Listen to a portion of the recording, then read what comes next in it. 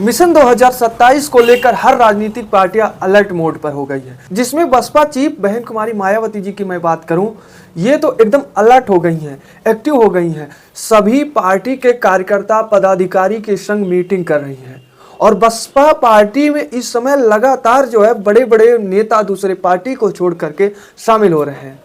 हाल ही में कल जो है दो बड़े बड़े नेता बसपा का कमान थामे हुए बसपा में शामिल हुए हैं और इन दो नेताओं को प्रदेश अध्यक्ष विश्वनाथ पाल ने पार्टी में शामिल करवाया है। वो कौन से बड़े दो नेता हैं, बड़े चेहरे हैं जो बसपा में शामिल हुए हैं, क्यों हुए हैं, मैं आपको इसी वीडियो में बताऊंगा। आप वीडियो में लास्ट तक बने रहिए। उससे पहले मैं कुछ पॉइंट को चर्चा कर दूं। साथियों, इस समय जिस प्रकार से बहुजन समाज पार्टी एक्टिव है, महारैलियां कर रहा है, नाइट कैंपेनिंग कर रहा है, जो बसपा का उद्देश्य था नाइट कैंपेनिंग करना, वो नाइट कैंपेनिंग शुरू हो गया। जो नाइट कैंपेनिंग का एक प्रमुख बिंदु था कि पार्टी को बड़ा करना, पार्टी में और लोगों को जोड़ना, कार्यकर्ता को जोड़ना, ताकि हमारी पार्टी 2027 के चुनाव में एक अच्छे पार्टी के रूप में, पार्टी के कार्यकर्ता के रूप में लड़ सके। उसी मुद्दे को, उसी पॉइंट को ध्यान में रखते हुए बहुजन समाज पार्टी लगातार नई सदस्य को जोड़ने का काम कर रहा है और पार्टी का विस्तार करने का काम कर रहा है। नाइट कैंपेनिंग की बात करूं मैं, नाइट कैंपेनिंग में मायावती जी के पार्टी के कार्यकर्ता, सदस्य, पदाधिकारी सब जो है, यहाँ तक के उत्तराधिकारी की बात मैं करता हूँ आकाश आनंद की, वह भी लगातार बैठक कर रहे हैं और उस तरह से लोग बैठक कर रहे हैं जैसे परिवार का एक मुखिया अपने घर में बैठता है, परिवार के हर सदस्य से पूछता है कि आपको क्या कष्ट है, आपको क्या चाहिए, जिससे आप एक अच्छा, आपका उज्जवल भविष्य हो।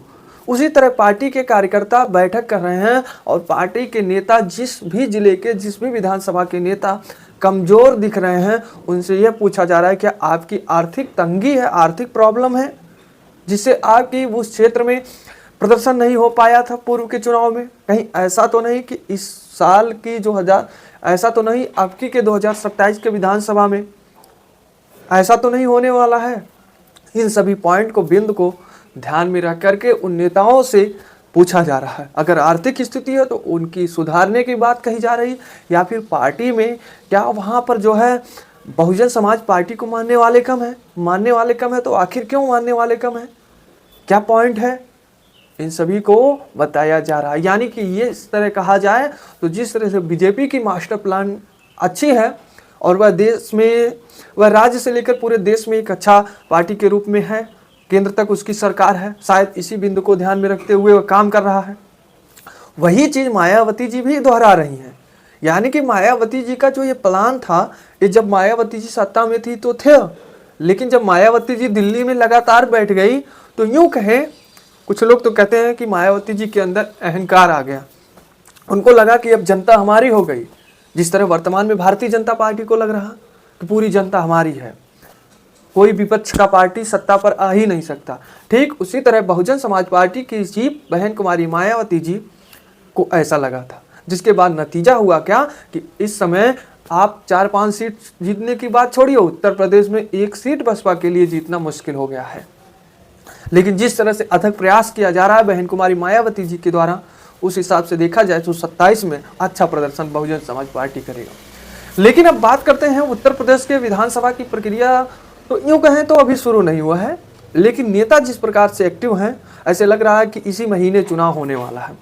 मैं इधर देखिए, बीजेपी के प्रदेश अध्यक्ष जो है नियुक्त हो गए, लेकिन यहाँ नियुक्त होने पर एक सवाल खड़ी होती है कि जिस प्रकार से वर्तमान बीजेपी सरकार विपक्ष के पार्टियों को कहता है कि पार्टी के जो चीफ हैं उनके अनुसार पार्टियां चलती हो, जिसको चाहे अध्यक्ष बना दे, जिसको चाहे कार्यभार दे दे, परिवारवाद की तरह चलता है। लेकिन यहाँ क्या, जो बीजेपी के पंकज चौधरी अध्यक्ष बनाए गए हैं, क्या वह वोटिंग करके आए हैं, क्या वोटिंग किया गया तब वो जीते हैं, अध्यक्ष बन गए? बीजेपी में भी तो वही हुआ, कहाँ वोटिंग हुआ, पंकज चौधरी को जो है बना दिया गया। ये तो साथियों कुछ पॉइंट है, राजनीतिक पॉइंट है, जो आरोप एक दूसरे पे पार्टियां लगाती हैं, उस तरह होता है। परिवारवाद की बात करते हैं तो किस पार्टी में परिवारवाद नहीं है? बीजेपी में भी तो परिवार है, बड़े बड़े मंत्री के बेटे बड़े बड़े पद को लिए हैं। चाहे आप बिहार देखिए, किसी भी राज्य में देखिए, ऐसा कह देना कि एक पार्टी केवल परिवारवाद है, ये गलत है। हर पार्टी में परिवारवाद है। जो मंत्री बहने हैं वो अपने बेटे को बड़े पद को दिए हैं। लेकिन साथियों अब बात करते हैं बहुजन समाज पार्टी जो नेता दो जुड़े हुए हैं उनके बारे में मैं बात करता हूं। साथियों हाल ही में जो है लखनऊ में बहन कुमारी मायावती जी के साथ एक बैठक हो रहा था, पार्टी के विस्तार को लेकर चर्चा हो रहा था। उसी दौरान जो है दो नामी चेहरा नेता बसपा की कमान को थामे, बसपा में शामिल हुए हैं और इनको शामिल करवाने का काम प्रदेश अध्यक्ष विश्वनाथ पाल जी ने कराया है। पहली नाम मैं आपको बताऊं, अमेठी जिला के नामी नेता है, इनके अंदर भी बहुत सारे जो है वोटर हैं, जिस ओर जाते हैं उस ओर बहुत से वोटर आते हैं। नाम है जितेंद्र मिश्रा की बात करता हूँ, ब्राह्मण वोटर भी इनके पास अधिक है। यही जितेंद्र मिश्रा जी अगर बहुजन समाज पार्टी में शामिल हो गए हैं तो 2027 के विधानसभा के चुनाव में ब्राह्मण वोटर भी अमेठी जिले से बसपा की ओर आएंगे। वहीं दूसरी नाम मैं बात करता हूं जौनपुर से प्रवीण सिंह, जो कि छतरी से हैं। यह भी बसपा पार्टी में शामिल हुए हैं, सदस्यता ग्रहण किए हैं।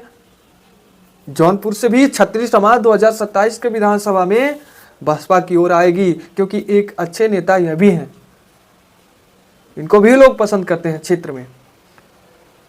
इन दो नेताओं को पार्टी का जब विस्तार किया जा रहा था, विस्तार को लेकर बैठक किया जा रहा था, तो उस समय ये दो नेता बसपा का दामन थामे हैं और विश्वनाथ पाल जी इनको फूल माला पहनाकर जो है इनको पार्टी में स्वागत किया है। और सभी उस दौरान बहन कुमारी मायावती जी भी थी जब इन दोनों ने पार्टी में शामिल हुए हैं। बहन कुमारी मायावती जी ने उसके बाद इन दो नए चेहरे को और जो है अन्य पार्टी में जो जुड़े लोग हैं उनको सबको यही बताया कि अब आप लोग अलर्ट मोड में हो जाइए, क्षेत्र में निकलिए, रैलियां करिए, जन संबोधन करिए, जनसंपर्क करिए, लोगों के हाल को जानिए, बसपा की जो कमियां हैं उसको जानिए और सुधारने की बात करिए। अगर आपसे सुधार नहीं होने लायक है तो आप चीफ से बात करिए, कोऑर्डिनेटर से बात करिए, बैठक होगी, ताकि 2027 के विधानसभा में हम एक अच्छे पार्टी के रूप में उत्तर प्रदेश के कमान को पाए और बहुजन समाज पार्टी का मुख्यमंत्री बनाया जाए। तो साथियों यह थी आज की हमारी रिपोर्ट, इस पर आप क्या कहेंगे कमेंट में जरूर बताएं। और हाँ, आप अगर वास्तव में बहुजन समाज पार्टी की पल पल की अपडेट देखना चाहते हैं या फिर अन्य पार्टी की पल पल की अपडेट, क्या किस पार्टी में बदलाव हुआ, कौन से नेता किस पार्टी को छोड़कर किस में शामिल हुए, अगर वास्तव में जानना चाहते हैं 2027 के विधानसभा की पल पल की अपडेट जानना चाहते हैं तो हमारे चैनल को जरूर सब्सक्राइब करें या फिर हमें फेसबुक पे देख रहे हैं तो फॉलो जरूर करें। तो दीजिए ब्रजेश गुप्ता को इजाजत, मिलते हैं नई मुलाकात नए वीडियो के साथ। धन्यवाद।